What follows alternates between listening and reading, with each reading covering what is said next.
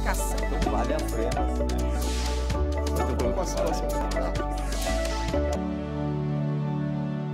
Olá, o programa em discussão de hoje vai falar sobre vida em condomínio. Os problemas de convivência têm sido apontados por muitos síndicos como os maiores entraves na administração dos condomínios.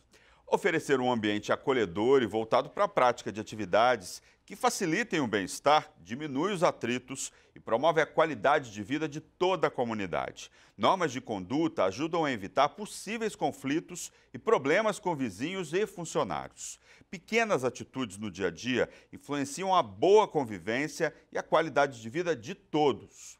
A harmonia e respeito entre os condôminos e funcionários fazem a diferença, além de deixar um ambiente mais saudável e leve.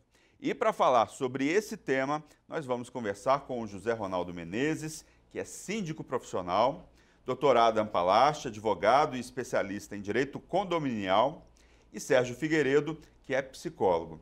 Gente, sejam muito bem-vindos. Eu queria começar falando um pouco sobre convivência, né? Que eu acho que é um tema fundamental aí, principal nessa história de vida em condomínio, né? Eu falei aí algumas normas, né, de convivência, estimular o bem-estar, aquela coisa toda, né? Vou começar com o síndico profissional. Qual que é o segredo da vida em condomínio, da boa convivência em condomínio? Eu acredito que a primeira atuação é você realmente ter um norte.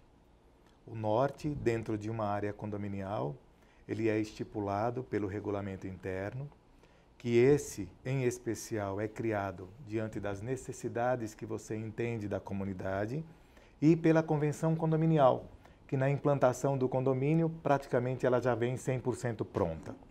Então, dentro desse contexto, se você tem um norte que faz com que os moradores entendam o que pode e o que não pode ser feito, o que deve e o que não deve ser feito, isso já ajuda muitíssimo no seu dia a dia.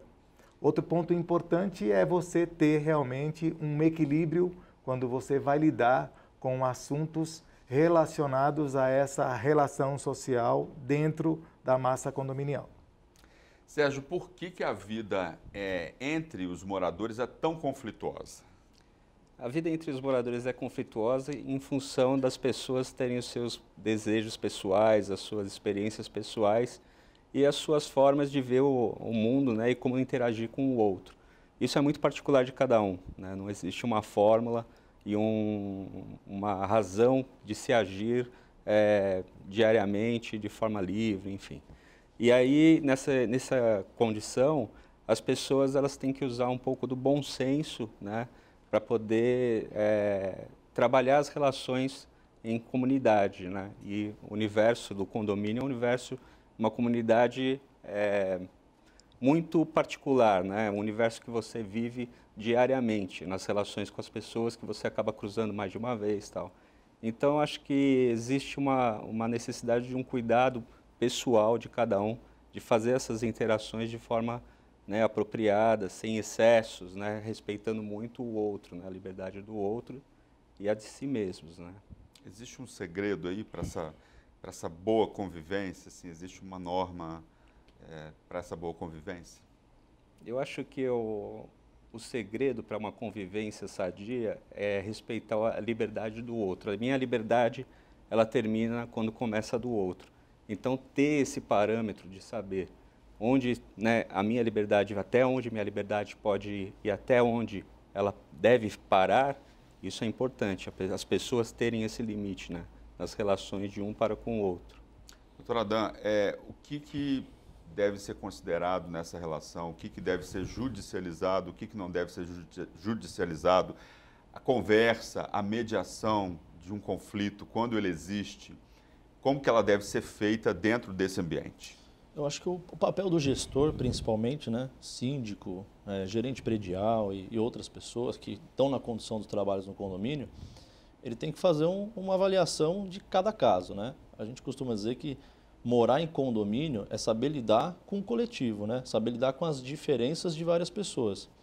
Então, quando a gente tem essas peculiaridades, não só de sociais, como de educação, de cultura, aí o gestor é que vai avaliar aonde isso está impactando justamente no cenário de respeito, né? A gente costuma dizer que quando a gente fala de senso, né, ou eventualmente bom senso, eu costumo dizer que é subjetivo, né? Cada um tem o seu bom senso, mas o respeito eu acho que é ímpar, né? O respeito o que respeito traz dentro do convívio social entre as pessoas. Então, nesse parâmetro, você vai verificar aonde esse respeito está sendo ultrapassado dos limites para que dentro de um cenário, de um ambiente não mais saudável ou antissocial, se verifique a possibilidade de eventuais casos judiciais. Zé Ronaldo, quais são as principais causas de conflito dentro do condomínio? Bom, a princípio, os dois falaram em questão de respeito, né? Eu acho que isso, para o norte que eu falei anteriormente, dentro do regulamento interno e da convenção, quando não se possui esse respeito, né, de forma a ser administrada pelo gerente predial ou pelo síndico, a gente impõe de uma certa forma, porque às vezes as pessoas precisam respeitar através exatamente de uma lei específica criada para isso, para dizer, é preciso sim ter respeito. Então, dentro desse contexto, né, geral, a gente tem muitos problemas advindos exatamente daquilo que o outro é dentro da comunidade. Então, às vezes, eu sou um cara elegante, então você vai viver sempre com elegância dentro da comunidade. Eu sou um cara ríspido, então você sempre vai viver com rispidez dentro da comunidade. E aí você precisa ter essa parcimônia, esse equilíbrio, para dizer para aquele que é ríspido, olha, infelizmente o senhor precisa pegar leve aqui, porque a outra pessoa não está preparada para ouvir tudo isso, né? Mesmo que o senhor esteja falando a verdade. Então, um problema, por exemplo, de garagem, um problema de crianças soltas no condomínio, um problema, por exemplo, que você teve com o seu vizinho porque ele está fazendo muito barulho, um problema que você tem de vazamento, que as pessoas muitas vezes não têm noção do que é um vazamento de prumada, e aí a responsabilidade parte do princípio que é do condomínio, o que é um vazamento, por exemplo, de um ralo, e aí a responsabilidade vai para o seu vizinho de cima. Então, tudo isso a gente precisa estar com toda a consciência do mundo, com toda a parcimônia do mundo, para que você melhore a relação das pessoas, não complique ainda mais. Então, você não pode entrar como um fator complicador, dizer, olha, existe o regulamento interno, você tem que cumprir. Não, eu sou partidário de você conversar, de fazer com que o indivíduo entenda o papel dele dentro do condomínio, dentro da coletividade, e aí você consegue até alcançar melhores condições de relacionamento com ele do que você simplesmente impor uma multa para ele. Então, são vários e inúmeros problemas, mas hoje eu queria deixar claro que o maior problema, né, do condomínio é o abandono paternal e maternal.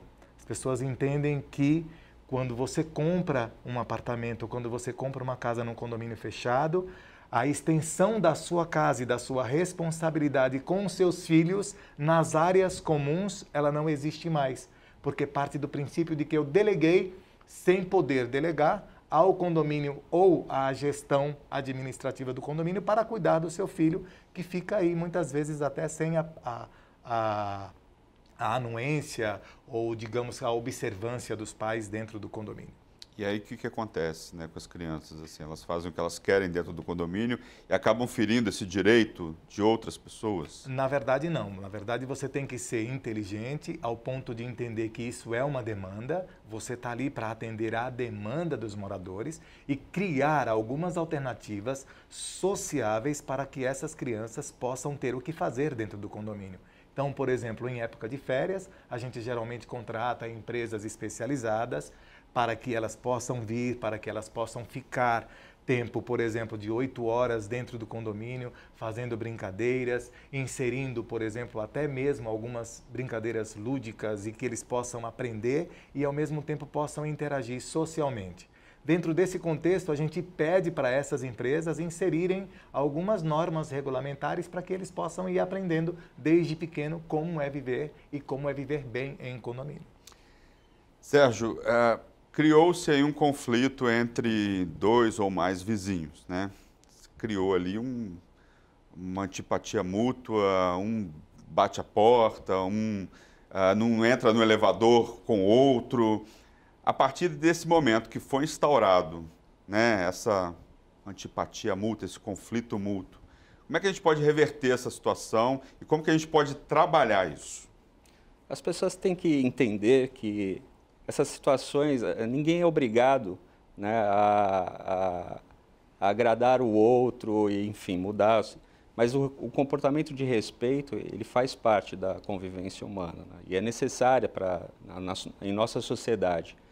Então, assim, nessas questões, é importante que as pessoas, aí eu não sei, dentro do condomínio, né, a participação em casos que a coisa fique muito agravada, se é o caso de uma intermediação aí do caso do síndico, né, para poder, né, conversar com essas pessoas e trazer essa questão para um cuidado maior.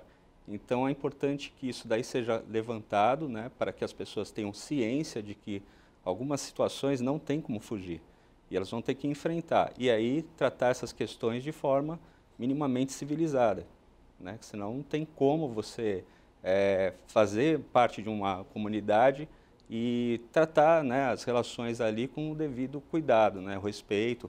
Isso é intrínseco das relações humanas, então não tem muito como fugir disso. Doutor Adão, muitas questões que chegam na justiça poderiam ser evitadas com esse diálogo. Que tipo de... O senhor que é especialista em direito condominial, quais são as principais demandas que vão parar na justiça e que poderiam ser evitadas? Olha, hoje não tenha dúvida de que as normas dos condomínios em geral, né, através de regulamento interno e convenção, é o principal papel do síndico em colocar em prática isso, e o diálogo é um dos principais fatores para se criar uma harmonia numa convivência social. Um síndico mediador ali na história, ele vai evitar muitos conflitos. Importantíssimo. Né? Esse papel do síndico, o papel do síndico não é só de gestor, né? Ele é um gestor administrativo, ele é um gestor de conflito e um gestor financeiro com relação às atividades do condomínio. Então, o de conflito de social dentro do condomínio é importantíssimo, é um papel fundamental do síndico. Um síndico presente faz com que muitos problemas do condomínio não sejam levados adiante. E que hoje é uma particularidade que nem todos os condomínios acabam tendo, né? A maior demanda que a gente encontra são justamente esses cenários de relações individuais que não deram muito certo, então conflitos entre vizinhos. Um brigou com o outro, um agrediu o outro e outras coisas do dia a dia, porque as pessoas andam muito estressadas e em condomínio não é diferente, então às vezes uma coisa simples acaba se tornando bastante complexa e sem uma intervenção do mediador, no caso o síndico, às vezes a coisa acaba realmente se estendendo para uma gravidade desnecessária, né? Um ponto principal em tudo isso é, além dessas ações que poderiam ser muito evitadas, a gente tem outras tantas ações aí dentro do mercado no condomínio, que são ações de inadimplência, impontualidade de pagamento, ações contra construtoras, através de entregas de empreendimentos que não foram feitos de acordo com as normas técnicas, mas no sentido de questões sociais, essas partes de conflito realmente são as maiores demandas e que boa parte delas podem ser evitadas com o papel de intervenção do síndico para criar esse diálogo e tentar fazer essa composição amigável entre os condôminos que estão sendo conflitantes naquele momento. Zé Ronaldo, outro motivo de conflito são os animais, né? Que a pessoa tem no condomínio, enfim. Qual que é a relação que deve ser aí? Como que os donos de animais devem se portar dentro do ambiente do condomínio, no seu apartamento, fora dele? E que tipos de conflitos são mais comuns? A gente entende que hoje em dia as pessoas que possuem animais, a maioria delas estão preparadas para tê-los, para cuidar deles, para amá-los. Mas algumas se esquecem de que o animal, por ser irracional, precisa muito da conduta e da direção do homem, né, do criador, da pessoa que tem a tutela, a responsabilidade desse animal, para fazer com que esse animal esteja dentro do regulamento do condomínio. Então vejamos o seguinte, a gente tem um espaço pet dentro do condomínio. Então o morador insiste, mesmo tendo um animal e mesmo tendo o espaço pet, de que ele tem que circular em outras áreas do condomínio, porque o direito dele de ir e vir deve ser respeitado. Então existe muito isso, ou seja, esse conflito de interesses que muitas vezes poderia ser dirimido por eles mesmos, pelas pessoas que possuem animais, pela sensibilidade deles em ter esses animais e principalmente pela preocupação deles em amar os animais. Às vezes essa preocupação ela não é passada em nível social. Porque eu me preocupo com o meu animal, mas eu não estou preparado para obedecer às regras para que meu animal seja bem-vindo no condomínio, para que meu animal seja bem visto no condomínio. Então é importante que o dono desses animais entendam as regras e, para proteger os seus animais, obedeçam rigorosamente essas regras para não haver e não criar conflito nenhum dentro do condomínio. Vamos falar dessas regras, assim, né? Regras comuns na maioria dos condomínios. Quais são? Para animal em especial, a gente tem aí que dividir em 3 etapas. Primeiro, de pequeno porte, médio porte e grande porte. Alguns condomínios não aceitam, em hipótese alguma, grande porte. Alguns abrem exceção, através até mesmo de autorização de assembleia ou através de autorização de conselho, e aí mantém um animal de grande porte. Quando se tem um animal de grande porte, é importante entender que, por mais dócil que ele seja, ele precisa urgentemente entender que tem que ter focinheira e tem que ter realmente a coleira. Sem os dois e sem a guia, não se pode ter uma convivência pacífica, porque às vezes o animal solto, mesmo de grande porte, assusta muita gente, mesmo que seja dócil. Então, a primeira convivência é essa, é entender que meu animal precisa, mesmo que focinheira seja agressivo e tal, meu animal não consegue respirar muito bem, mas precisa de focinheira obrigatoriamente para não criar um problema maior. Quando é de médio porte, esse já é um complicador maior ainda. Por quê? Porque mesmo dentro da característica de médio porte, às vezes ele se confunde com grande porte. E aí, evidentemente, existe aquela máxima. A gente aprova muitas vezes o fato de que tem que ser pelo elevador de serviço e tem que andar no colo quando é de médio e pequeno porte, porque o dono pode levar no colo, né? Para não haver conflito com outro morador que também queira utilizar naquele mesmo tempo o elevador de serviço como o outro está usando. E o de pequeno porte, ele já não traz tantos problemas assim, porque geralmente eles são carregados no colo e aí já estão dentro exclusivamente do regulamento interno e não criam muitos problemas. Mas quando se existe, por exemplo, os 3 animais dentro do condomínio, é necessário entender que o dono precisa ter consciência de que ele precisa coletar as fezes dos animais e saber por onde anda, para que não faça xixi, por exemplo, nas rodas do carro, que a gente tem muita gente reclamando disso. E aí quem conduz o animal é o próprio dono. Então é claro que ele não gostaria de chegar no carro dele e encontrar a roda do carro dele cheia de xixi. Mas muitas vezes ele não se percebe o quanto ele está sendo errado em deixar, em conduzir o seu animal exatamente por ali, onde tem um carro, e que sabe que naturalmente o animal vai cheirar e vai fazer xixi. Então são esses problemas que advêm da criação de animal dentro do condomínio, que a gente às vezes tem que mediar, mas muitas vezes, se o dono entende o seu papel social de responsabilidade em ter um animal, facilita muito. Sérgio, muita gente, eu estou no condomínio, eu estou na minha casa, eu posso fazer quase tudo o que eu quiser. Não pode, né? Não tem como. A gente tem que lembrar que, ainda mais em prédio, né, que a dimensão sonora ela tem uma outra característica, diferente de você morar numa rua, por exemplo. Então, assim, existem aí o bom senso, o critério de que você tem que ter um mínimo de cuidado para que os excessos não ocorram, né? Para não começar a afetar a vida do seu vizinho. Então é importante isso, nem tudo é possível, né? A gente tem que ter isso, né? Bem consciente, para que as coisas não fujam do controle, não se tornem agravantes com o tempo, e aí começam a criar uma roda aí sem fim de problemas nas relações humanas dentro do condomínio, né? Então nem tudo é possível mesmo. Tá certo, Sérgio. Doutor Adam, vamos falar de legislação sobre animais, assim, o que pode, o que não pode. Você estava me dizendo antes que varia a legislação sobre animais em cada estado, não é isso? Isso. Então, a gente tem legislações estaduais que regulam algumas regras. Como bem colocado pelo síndico, é importante sempre você acompanhar as normas e regulamentos, não só da convenção, mas do regulamento interno, mas lembrar sempre que esses regulamentos e essa convenção, ela está subordinada à legislação. Então, nem tudo que consta num regulamento interno, às vezes sobressai, às vezes não, né? Nunca sobressai a lei. Então, se tiver entendimento diverso, sempre prevalece o que está na lei. Então, por exemplo, nos cenários de animais de grande porte ou de raças que são consideradas mais perigosas, em São Paulo você tem uma legislação estadual que obriga o uso de focinheira, de guias e outros contextos. Então, em cada estado você vai ter uma regra mais específica, tirando... São Paulo é um estado mais rígido em relação a isso? Não vou dizer que é mais rígido ou menos rígido, porque de acordo com a demanda de cada estado, dos problemas que acontecem, é que as regras são criadas especificamente para essas finalidades, né? Em São Paulo, que é onde é a nossa maior área de atuação, a gente sabe que a legislação estadual ela tomou esse cuidado em virtude de muitos ataques de animais de grande porte ou de agressividade já demonstrada, né? Que a gente entra numa peculiaridade também. Também o número de condomínios daqui é muito maior do que em outros lugares do Brasil. Exatamente.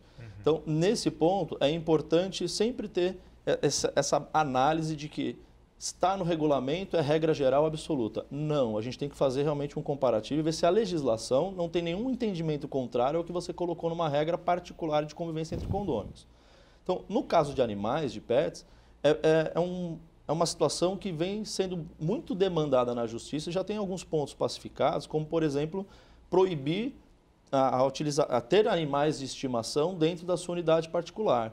Então, isso já é um direito consolidado que a pessoa, se ela tiver interesse de ter o pet de estimação na sua unidade, ela tem o direito de ter. E quando há uma proibição por parte do condomínio, essa pessoa vai buscar realmente esse direito na justiça. Agora, as regras de conduta, se vai ter que estar na guia, se vai ter que estar em focinheira ou outros pontos, isso tem que ser estipulado pelo condomínio. Então, muito importante que antes da proibição se faça uma análise ou com a administradora, com o síndico, se tivesse conhecimento legal, e principalmente com advogados segmentados, para que veja se realmente não existe um conflito de interesse que amanhã depois pode trazer um prejuízo para a massa.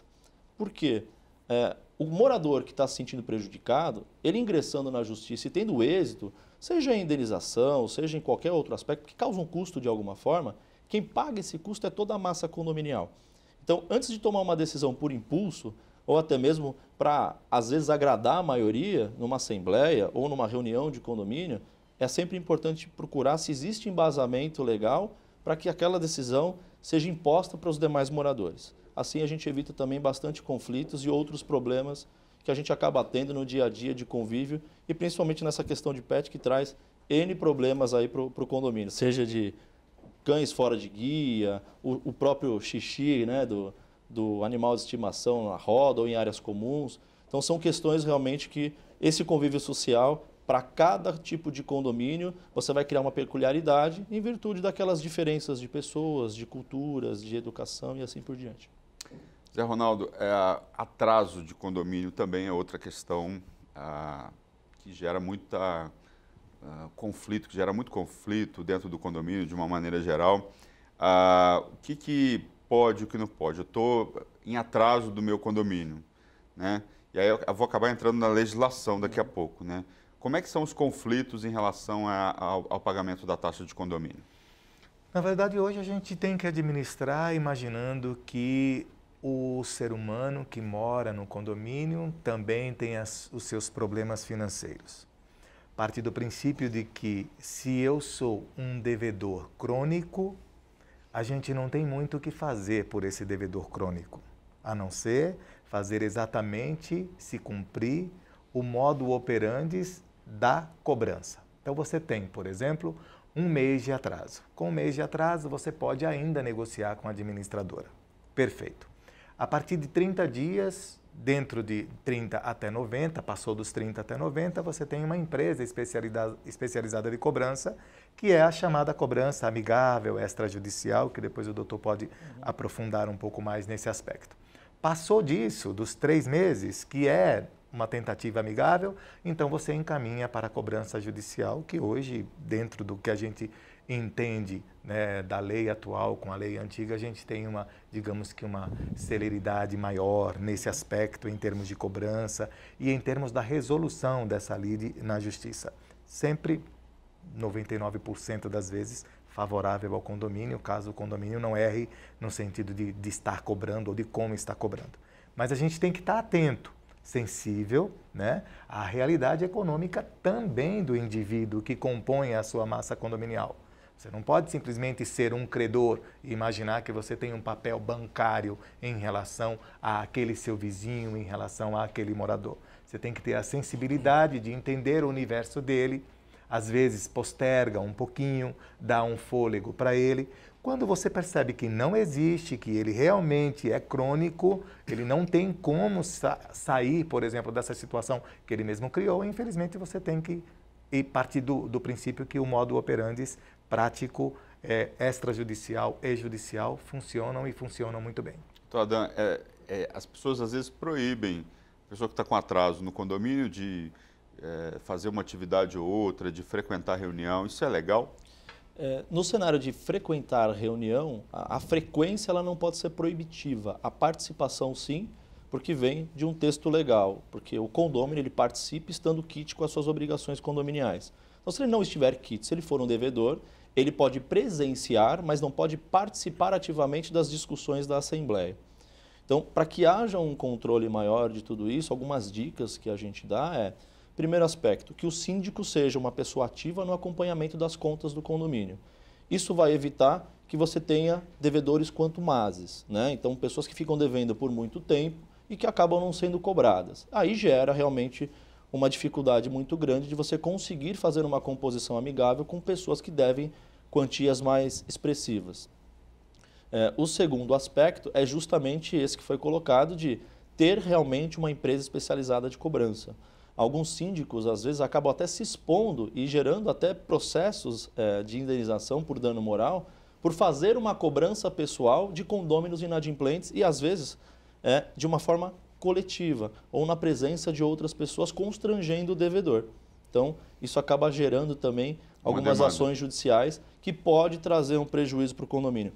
Não por uma questão de individualidade do próprio síndico, mas sim na tentativa de resolver o problema de forma consensual. Mas a parte que está devendo, se sentindo constrangida, infelizmente vai acabar se utilizando do judiciário para eventualmente ter algum tipo de reparação à lesão da imagem que eventualmente teve.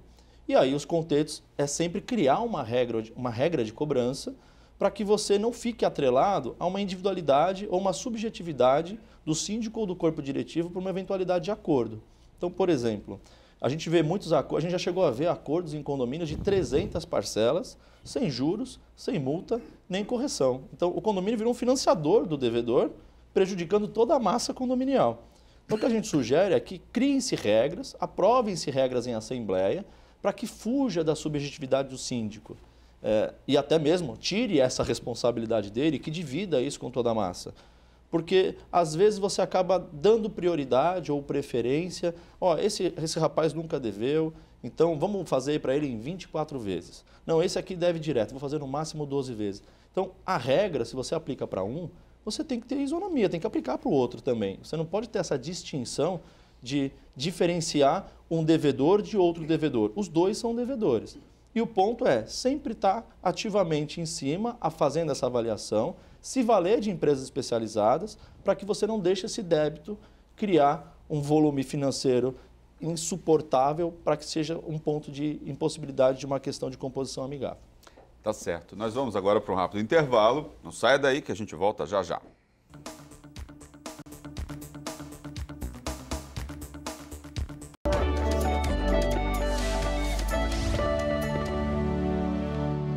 Estamos de volta com o programa em discussão que hoje fala sobre vida em condomínio. Aqui no estúdio, José Ronaldo Menezes, síndico profissional, Dr. Adam Palacio, advogado especialista em direito condominial e Sérgio Figueiredo, psicólogo. Outro tema importante na vida em condomínio é a segurança. Evitar a entrada de pessoas desconhecidas no condomínio sem a devida autorização e também a questão do portão de entrada para pedestres ou veículos. O barulho é outra questão que aumenta os atritos entre vizinhos. Fique atento para não incomodar os vizinhos à sua volta com ruídos excessivos ou volume de som acima do normal. Tem também a questão dos cheiros, né? Muita gente reclama dos cheiros de uma maneira geral, então tem esse conjunto de coisas, né, José Ronaldo? Na verdade, eu não sou partidário do que está por vir em termos de portaria virtual. Eu acredito que ainda o ser humano ele tem condições melhores do que um monitoramento à distância, que é o que está por vir aí para substituir a mão de obra que hoje nós possuímos, de um porteiro, de um controlador de acesso. É cada vez mais comum, mas eu ainda sou partidário do humano, porque o humano muitas vezes consegue interferir em tempo real, o que muitas coisas, pelo monitoramento, não se conseguiria de forma alguma interferir. No que tange, por exemplo, a barulhos, né?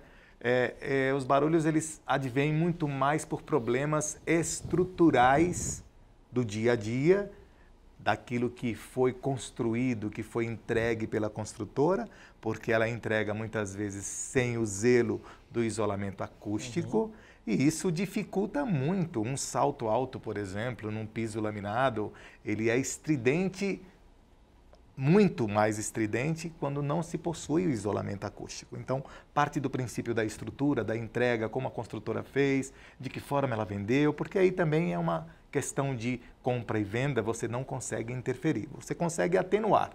Pedindo para o vizinho de cima que usa salto alto, não usar, pedindo para o vizinho de baixo que efetivamente toca uma bateria, não tocar, ou tocar em horários alternativos em que não incomode tanto o seu vizinho de cima, e aí você entra na função de mediador.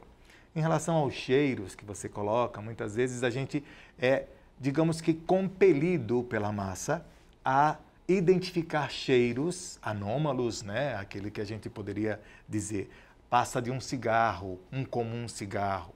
E aí a gente tem que entender que a individualidade do outro começa exatamente da porta para dentro. Da porta para dentro, esse é o indivíduo. Se ele não conflita com os interesses condominiais, a gente não tem o que fazer e não se pode fazer nada a não ser querer entrar na individualidade desse indivíduo. Cheiro da comida, por exemplo, não é uma coisa da comida, por exemplo. O que vai poder reclamar do cheiro da comida? Não tem como, né? Barulhos, por exemplo, a gente parece que não, mas suponhamos que você seja abordado por alguém que chegue para você e diga, olha, tem um vizinho lá que acabou de casar, chegou da lua de mel e está me incomodando muito com os barulhos que eles fazem à noite. Você não tem a menor possibilidade de constranger o outro e dizer, opa, na hora que você for dormir com a sua esposa e tal, ou com seu esposo, você não pode fazer esse tipo de barulho. Então, assim, existem alguns consensos gerais em que você sabe onde você pode e onde você não pode agir, né? Então, voltando um pouquinho ainda nesse tema de cheiro, que é importante, muitos dizem assim, vamos colocar em assembleia para que a gente possa proibir o outro de fumar na sacada, mesmo que seja o seu cigarro e tal. A gente não perde tempo com isso, porque a gente sabe que isso é ilegal. A gente não pode estar avançando numa assembleia para simplesmente dizer para o outro dentro da sua casa que ele tem que ser tolhido da sua liberdade, da sua individualidade. Isso não pode. A gente tem que ter essa consciência e, atrelado, na verdade, à legislação, a gente tem que saber como agir. Você acha aquele vizinho que reclama de absolutamente de tudo, né? Como lidar com ele e como trazer ele para a sua convivência, para uma boa convivência de uma maneira geral? Nesse caso, esses vizinhos que são muito intensos, né, nas suas posições, é importante que, primeiro, que ele perceba que isso é uma realidade, né, de que ele tem excessos que precisam ser ponderados e muitas vezes contidos por ele mesmo. E aí vem do condomínio, né, essa questão de levar isso daí até ele de uma forma cuidadosa, né, para que ele não seja muitas vezes afetado, né, emocionalmente, e também para que ele não seja exposto indevidamente, né? Isso é um cuidado que precisa se ter. Mas ele precisa ter a ciência, e acho que sempre é bom trazer com que à tona, né, que essas questões do comportamento dele são muito excessivas, para ele começar a ter uma ciência, para ele começar a ponderar a forma como ele vai se comportar diante do outro, né? Isso é muito importante. O que é judicializável e o que não é nesses casos assim de conflitos, de barulhos, de cheiros, e como proceder com isso? Isso a gente tem que ter um cuidado muito grande, né, para realmente não interferir na intimidade ou na propriedade particular das pessoas. Quando eventualmente a gente identifica que existe um risco à saúde pública ou existe algum tipo de ilegalidade que venha a acontecer, porque dificilmente você vai conseguir ter essa visão de forma imediata, porque você não pode adentrar uma propriedade particular sem uma ordem judicial ou um mandado da autoridade policial, né? Então a gente começa a criar meios para orientar o gestor, o síndico no caso, de como conduzir essas situações. Então, num primeiro aspecto, com relação a cheiro, né? A gente já teve alguns casos de, por exemplo, um cheiro muito forte de odor de animais dentro de uma unidade, de um condomínio residencial. Nesses casos, o ideal é, primeiro, o diálogo com o morador, informar que isso realmente está trazendo um incômodo aos demais vizinhos. Um segundo aspecto, não resolvendo através do diálogo, uma notificação por parte do condomínio para mostrar realmente que existe não só um desconforto, mas que ele já foi orientado. E sendo verificado que existe sim um risco à saúde pública, aí você acabar fazendo uma comunicação aos órgãos, à vigilância sanitária e outros órgãos específicos de acordo com cada caso, para que possa se apurar realmente se isso vai colocar em risco não só a vida da pessoa que está na unidade, mas também a de outros condôminos com relação ao convívio coletivo, né? Com relação a barulho, barulho é bastante complicado. Como foi bem dito, as construtoras elas acabam, muitas vezes, pecando realmente no isolamento acústico e que acaba tendo também um papel de contribuição do próprio condômino que compra um apartamento na planta na hora de fazer a execução da sua obra, porque ele poderia, no contrapiso, colocar métodos de isolamento acústico para complementar aquilo que a construtora entregou. Então, um ponto bastante importante é todo condomínio novo que é entregue pela construtora, é de suma importância a contratação de um perito, de uma pessoa técnica, para que ele acompanhe a entrega dessas áreas e que faça uma prévia avaliação de se aquilo que foi adquirido pelo condômino foi entregue na forma estipulada na Convenção de Condomínio, Memorial Descritivo e de Incorporação, e se eventualmente existe alguma norma técnica que não foi cumprida adequadamente no desempenho e evolução das obras antes da entrega do empreendimento. Então, esses cuidados fazem com que problemas futuros eles possam ser reprimidos e você consegue, de alguma forma, obrigar a construtora a readequar aquilo que não está correto de acordo com a lei ou as normas técnicas para a entrega do empreendimento. Zé Ronaldo, vamos falar de duas questões agora, que é o síndico profissional, né? O fato do síndico morar ou não morar no condomínio, se isso faz uma grande diferença. E também queria falar sobre a figura do zelador, né? Muitos síndicos preferem não se envolver nas questões do prédio e acabam deixando isso para a figura do zelador. Queria que você analisasse essas duas questões. Perfeito. No que tange à figura do síndico profissional e a ideia dele exclusivamente morar ou não morar no condomínio, porque é apenas a ideia, porque a lei permite que, por exemplo, você seja um síndico e não seja morador. É bom deixar claro isso, porque muitas pessoas impõem, quando existe, por exemplo, uma assembleia para a eleição de síndico profissional, mas como pode? Uma pessoa que a gente não conhece, está aqui, vai se candidatar, não tem que ser morador? Não, não tem que ser morador. Pode ser qualquer pessoa interessada em gerir e que esteja capacitada para isso.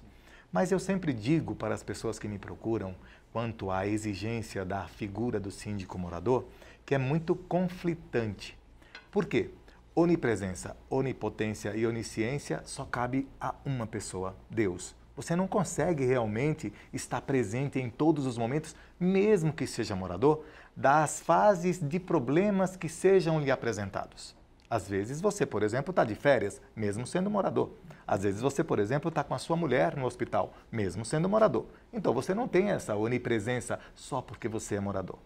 Hoje, não só porque sou síndico profissional, mas defendo veementemente a figura do síndico profissional como uma forma de se criar ferramentas, mecanismos em que o condomínio possa ser realmente bem administrado, não possa trazer prejuízos futuros para o condomínio, quando não se sabe o que se está fazendo, muitas vezes o morador, porque ele quer, ou porque ele quer, digamos que, não vamos pagar um síndico profissional. Às vezes o prejuízo é muito maior, você tendo um morador que não tem realmente noção do que está fazendo à frente do condomínio. É preciso ter uma pessoa com características, com ideias e principalmente com know-how, que realmente possam fazer com que o seu condomínio possa trabalhar, possa ser trabalhado como uma pessoa jurídica, de fato, né? Então, o que ocorre muitas vezes? Ocorre que esse conflito natural de interesses, que é não pagar ou pagar, porque assim, ser síndico todo mundo quer, ok, mas eu estou recebendo? Não estou recebendo, então eu quero receber por aquilo que eu estou fazendo, né? Porque é uma função, você está ali desempenhando uma função. além de uma responsabilidade enorme, porque você é responsável civil e criminalmente por tudo que acontece dentro do espectro do condomínio. Então é importante que tenhamos essa consciência e entendamos que a figura do síndico está aí, veio para ficar, e o melhor mesmo para um condomínio não é síndico morador, é um síndico profissional para exercer a sua função com impessoalidade, imparcialidade e principalmente prática e técnica. Isso é o mais importante.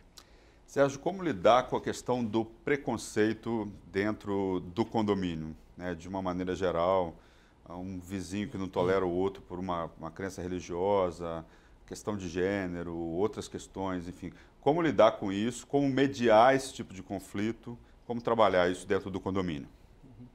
É importante assim, a gente lembrar que nessas questões de peculiaridades de cada indivíduo, a pessoa ela tem que saber se portar diante do outro, né? Isso para os dois lados. Tanto, né, quem tem uma crença diferente, ou enfim, alguma forma, uma postura diferente, uma aparência diferente, ela precisa saber se portar socialmente e o outro precisa entender isso e também se portar de acordo, né? Então, o respeito mútuo é fundamental para que essa relação se dê de forma adequada, né? A partir do momento que foge de um controle, né, de um convívio mínimo ali sociável, aí partir para uma outra área que seria a área jurídica, né? E tomar as providências que são cabíveis caso se extrapole no sentido de prejudicar o outro né, nas questões pessoais dele. Então, doutor Adam, dentro do condomínio as pessoas sabem conviver com o diferente. Às vezes o preconceito ele é velado, a pessoa tem medo de falar. Como é que isso acontece e como que isso acaba parando ou não na justiça? Acho que isso não é um problema de condomínio, né? É um problema geral. Então, aí a gente vai realmente se atrelar ao cenário do respeito, de respeitar a individualidade do ser humano e saber conviver com aquilo, porque é uma coisa que é natural e, além do respeito, você tem essas normas tuteladas pela legislação. Então, são pontos que você tem que respeitar a opção da pessoa, respeitar a individualidade da pessoa e não extrapolar o direito, que é aquele velho jargão, né? O meu direito começa onde termina o seu e vice-versa, né? Então, é realmente ter essa flexibilidade de entender até que ponto você acaba sendo uma pessoa invasiva, ou cordial, ou cortês, ou que tenha realmente o senso de que, quando optou em morar na coletividade, optou sim também em ter um convívio com pessoas de N diversidades, né? E a diversidade não é só de gênero, de pessoa, é de cultura, é de educação, é de N fatores, né? Então, é um problema muito complexo e vai existir sempre esse tipo de atrito a ser discorrido no judiciário e o gestor tem um papel muito fundamental com relação a isso. Quando eu digo gestor, no modo geral, eu digo gestor, síndico e corpo diretivo nesse contexto, até para que crie campanhas, crie informativos, sempre acabe estimulando essa comunicação com o condômino de respeitar a individualidade, respeitar o outro, respeitar as normas coletivas. A gente vê muito pessoas que saem de casa, né, de residências individuais, e passam a morar em coletivo e querem praticar as mesmas coisas que praticavam nas suas casas. É totalmente impossível, né? São normas de condutas totalmente distintas. Quando você se dispõe a viver em coletividade, você se compromete a respeitar regras coletivas e conviver com a individualidade. Então, nesse ponto, tem que tomar realmente um cuidado muito grande. Zé Ronaldo, como é que você vê essa questão da convivência entre diferentes crenças, raças, enfim, dentro do condomínio? Isso gera muito atrito? As pessoas evitam falar disso de uma maneira geral? Existe um gancho muito importante que eu vou trazer do doutor para cá, que é exatamente o seguinte. Vivemos numa sociedade como um todo. O condomínio ele é micro em relação ao macro, que se chama sociedade total. Então, assim, as pessoas são as mesmas, as crenças, os problemas com crenças, com diversidade, com opção sexual, eles são os mesmos, só que de um tamanho menor. Por que de um tamanho menor? Porque diante do que você tem aí em termos de população de São Paulo, você tem ali a sua população dentro da sua massa condominial. Ela tem um rito a ser seguido. as normas do condomínio, a convenção condominial e, acima de tudo, a lei, né? Porque a lei vem acima dessas nossas outras legislações internas. Mas, de qualquer modo, eu acho que é importante a figura do síndico, né? Primeiro, ele não ser preconceituoso, parte desse princípio.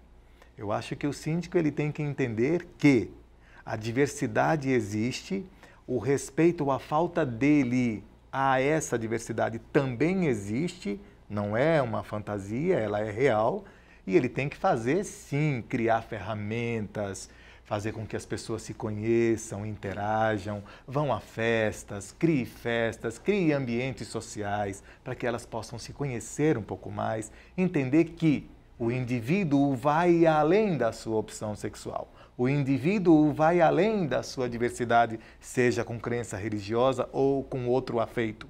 O importante é que você dê a oportunidade social desse indivíduo se sociabilizar, interagir e conseguir mudar com a convivência o seu preconceito já adquirido, vide aí de berço ou até mesmo da escola onde ele viveu, ou coisa desse tipo. Sérgio, o segredo então é buscar pontos em comum e não pontos divergentes dentro dessa história do condomínio, né? Sim. As pessoas, né, são o que são e isso daí não tem como mudar, né? O que muda é justamente entender o seu limite e o limite do outro. E como ele disse, né, essas relações elas se tornam muito mais fáceis quando há um convívio comum, quando há situações que promovem essa experiência de troca, né? Porque aí você vai conhecer o outro de uma forma muito mais aprofundada, diferente de uma coisa, né, daquela coisa de você cruzar com ela, ter o visual dela, né? Falar sobre o tempo no elevador. Falar um bom dia ou boa noite, enfim, e acabar aí, né? Isso é muito restritivo, é muito limitado. Então você passar a conhecer o outro de forma mais profunda, cria um vínculo emocional, um vínculo afetivo diferenciado. Isso é importante nas relações humanas, isso falta muito hoje em dia. A tecnologia ela veio aí para trazer, ela sociabilizar de uma forma diferente e acabou afastando, de certa forma, as pessoas desse convívio pessoal, né? E falta muito disso hoje. É o exercício do respeito, né? É o exercício do respeito, que ele é feito... Ficou realmente, às vezes, de lado algumas coisas, então as pessoas estão mais atreladas à parte individual, de tecnologia, sim, de comunicação virtual, que condutas tão simples que eram do nosso dia a dia deixaram de existir, como, por exemplo, a conversa no elevador.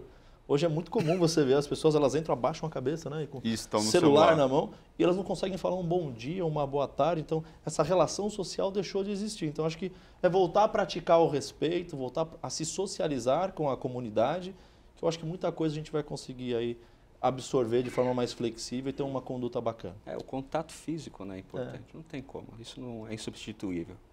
Zé Ronaldo, e a questão da segurança?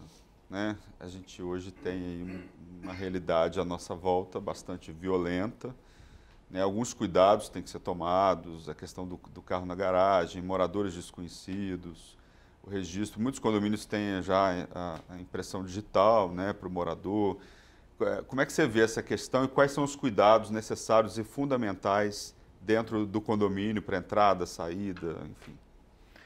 Eu acredito que assim, toda segurança ela é falha, naturalmente falha.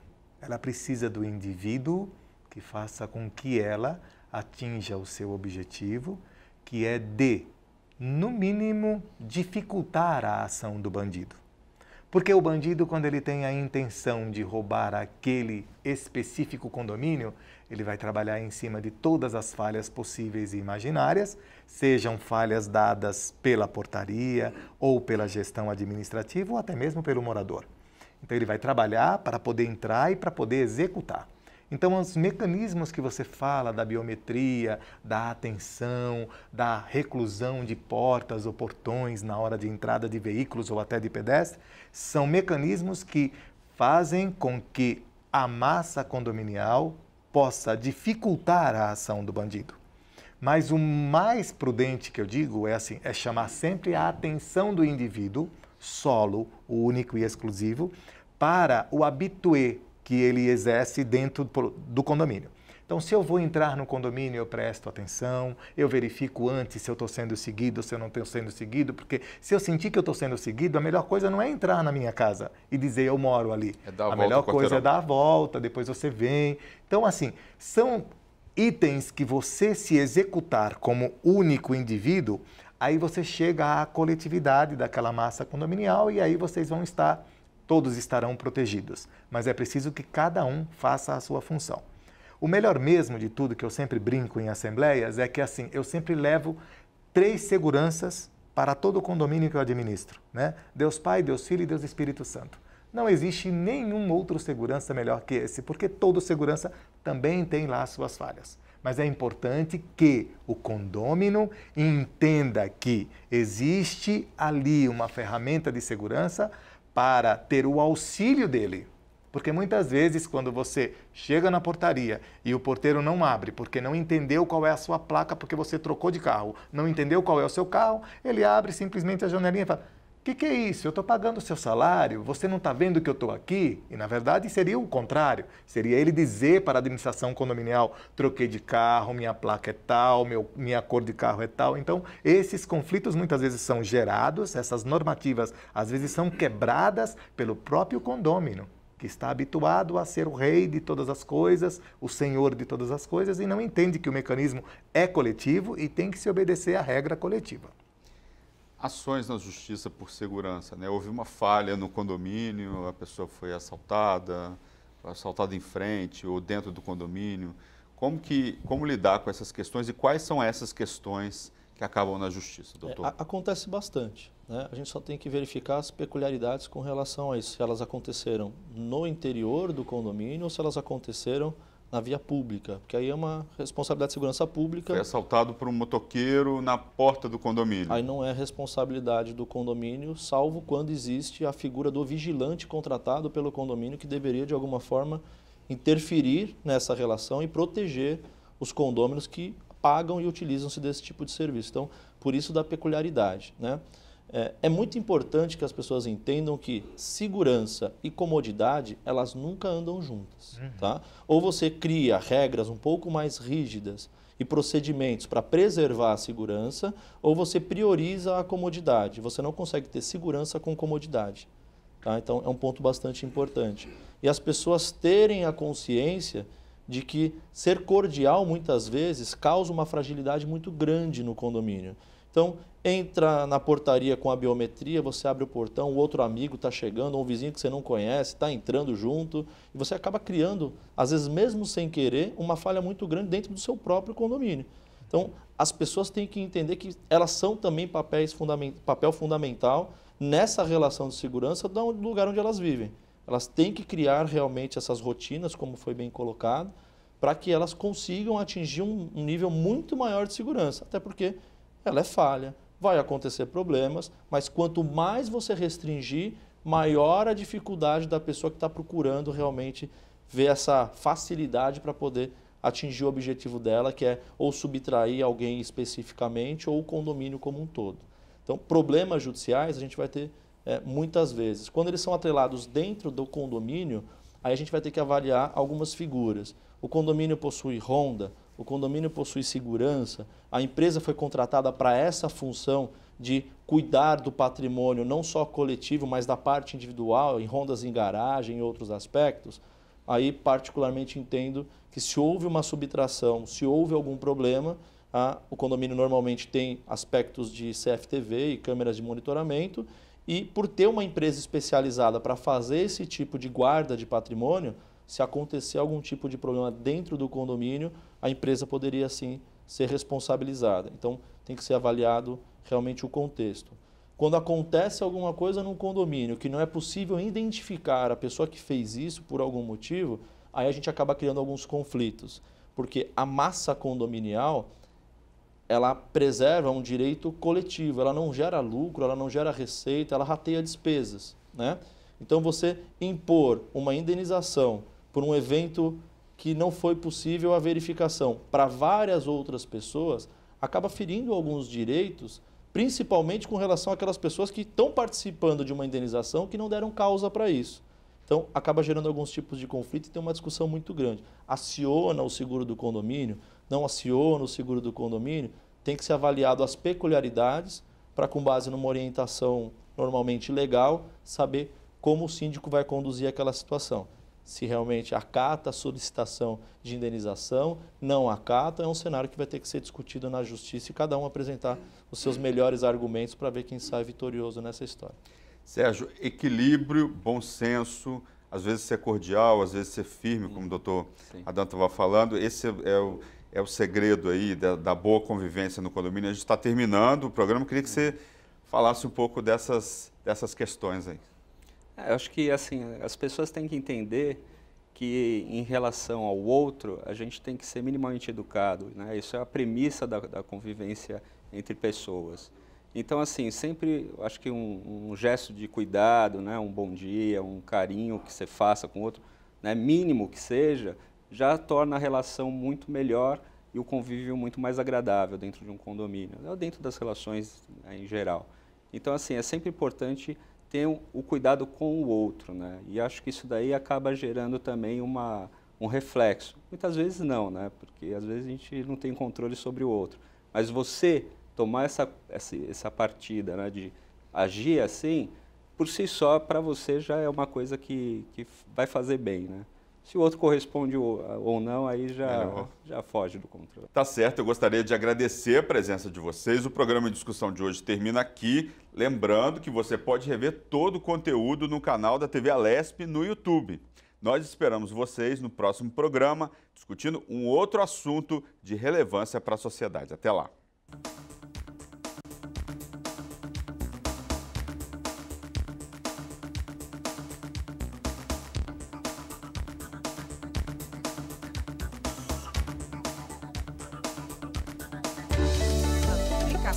Vale a pena. Uma situação.